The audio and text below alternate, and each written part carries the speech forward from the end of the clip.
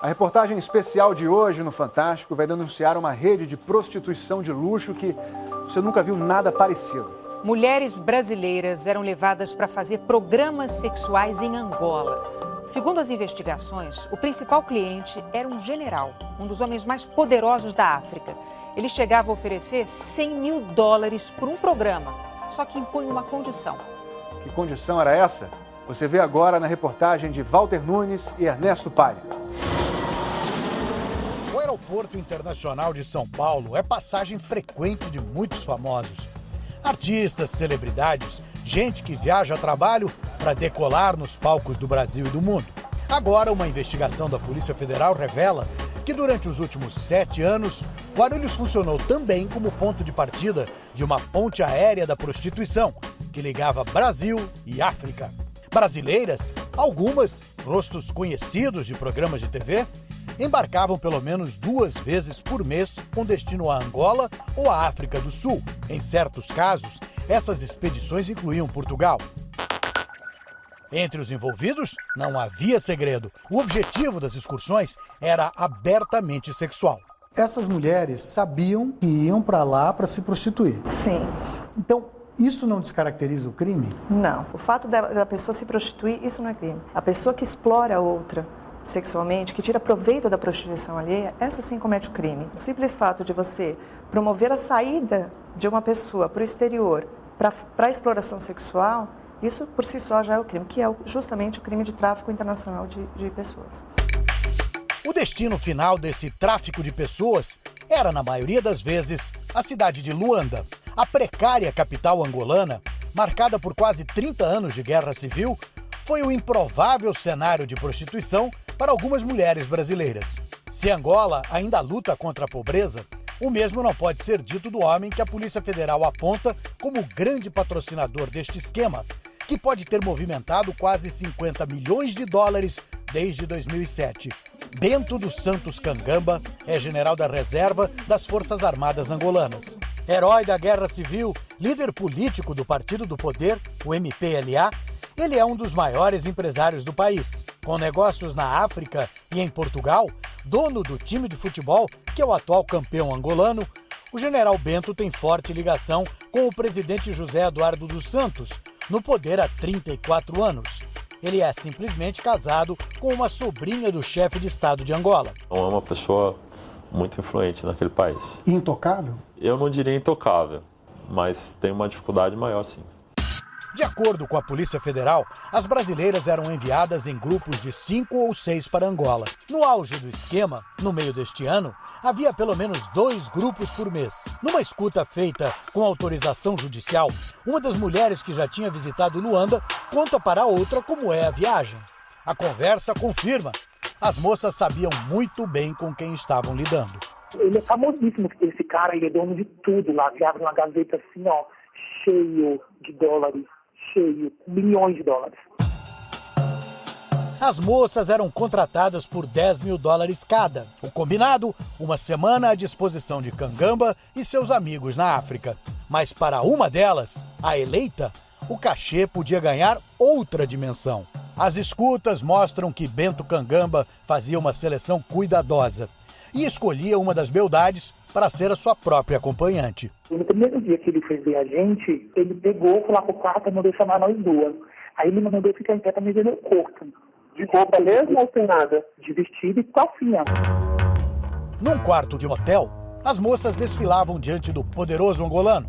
Ele não gosta de baixa, ele gosta de mulher super bolada, ele gosta de mulher com carne. Se eu tivesse o corpo de antes, a bunda do tamanho do mundo, eu tenho certeza que ele ia pirar na minha. Quando Kangamba decidia, a escolhida recebia um bom pé de meia. O general pagava até $100 mil, quase R$250 mil para a sua favorita. Mas essa pequena fortuna tinha um preço alto, segundo a polícia, um risco de vida. Quando se trata de sexo, o general tem os seus caprichos. Ele não transa com camisinha, né? Ah, não! Dizem que ele só gosta sem camisinha, por isso que ele dá 100, 200 mil reais para meninas. O risco envolvido é muito alto. Muito alto, é muito alto. Elas tinham consciência disso, muitas delas ficavam em dúvida, mas acho que a tentação e aquela ambição era maior. Eu não vou ficar com demagogia, não. Tô lá na chuva para me molhar. Ninguém morreu de AIDS até agora. Para as moças que ficavam em dúvida, era oferecido um suposto antídoto, um coquetel de drogas anti-AIDS. Nesta escuta, uma das mulheres que topou fazer sexo sem camisinha com Bento Cangamba conta os efeitos da medicação recebida. Deixa eu te falar uma coisa, eu tô tomando isso máximo e eu tô super mal. Para o Ministério Público Federal, não há comprovação de que esses remédios, de fato, teriam algum efeito contra a contaminação pelo vírus. A gente não sabe do que seria composto, mas acho que todos sabemos que ainda não há cura para esse tipo de doença. Segundo a Polícia Federal, ninguém conhecia melhor as exigências de Bento Cangamba do que este brasileiro, o encarregado de recrutar as prostitutas do lado de cá do Atlântico. Músico, produtor de eventos, Wellington Eduardo Santos de Souza visitou Angola em 2003 como percussionista do grupo de pagode Desejos. Wellington é conhecido como latino e não deve ser confundido com o músico mais famoso que tem o mesmo apelido. Os shows em Luanda iniciaram a parceria com Nino Republicano. O empresário artístico africano era o contato do brasileiro lá na capital angolana. Segundo a investigação, Nino era encarregado de reservar hotéis e pagar as despesas das brasileiras. Foi 9 mil e pouco, das passagens de todo mundo. Você tinha $6 mil não aí? Comprei 5 bilhetes. Então 5 bilhetes dá quanto? Eu vou te passar as contas e aí tem o dinheiro aí, tu vai pegar aí já com coisa. A Polícia Federal calcula que o esquema de prostituição internacional chegou a faturar mais de R$640 mil por mês. E o dinheiro não ficava todo com as mulheres. A comissão cobrada pelo chefe dos agenciadores, Wellington de Souza, o latino, corroía praticamente metade desse valor. E com a mesma rapidez que o dinheiro entrava, aparentemente ele saía, gasto em itens de luxo como este supercarro, que hoje está apreendido aqui pela Polícia Federal de São Paulo. Um veículo que 0 quilômetro custa mais de R$380 mil. Ele era basicamente o líder da organização aqui no Brasil. Nesta ligação, o ex-pagodeiro fala diretamente com o general angolano. O assunto é uma viagem a Portugal. Qual é o pessoal que vai agora? Tô com várias pessoas, tio, já preparado, que era todo o pessoal, aquele pessoal de TV, que tem um time bom montado pra lá. Põe pra ele quinta-feira.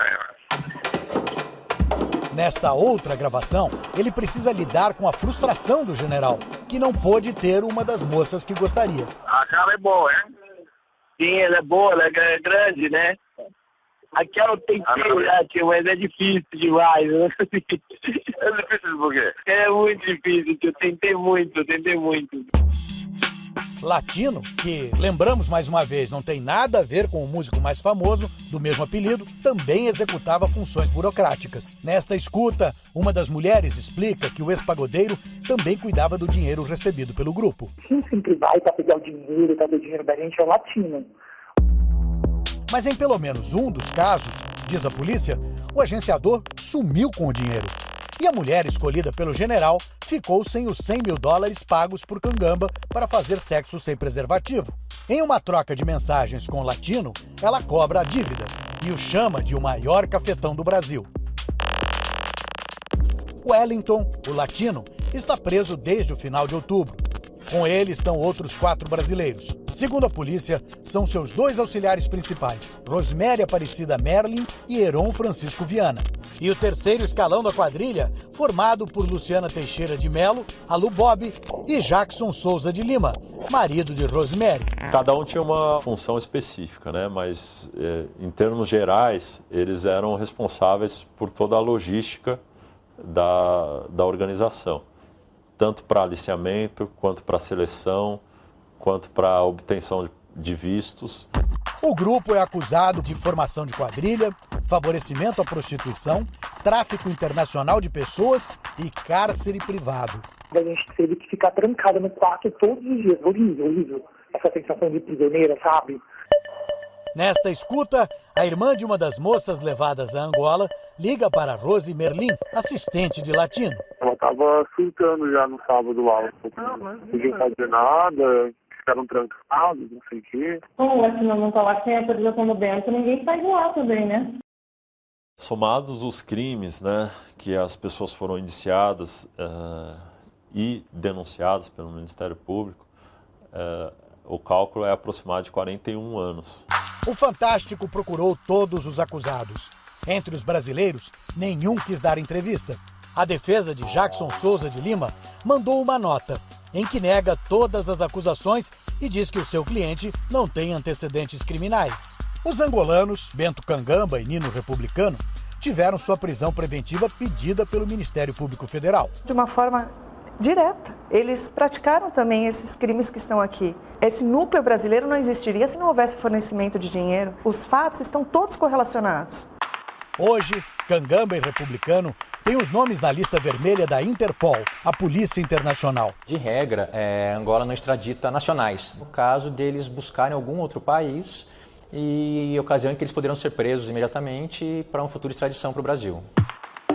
Bento dos Santos Kangamba contratou este advogado para defendê-lo no Brasil. Se algo como isso acontecia absolutamente sem conhecimento e domínio do Bento Santos. Ele contratou profissionais, artistas brasileiros, para fazer a promoção do clube de futebol ali.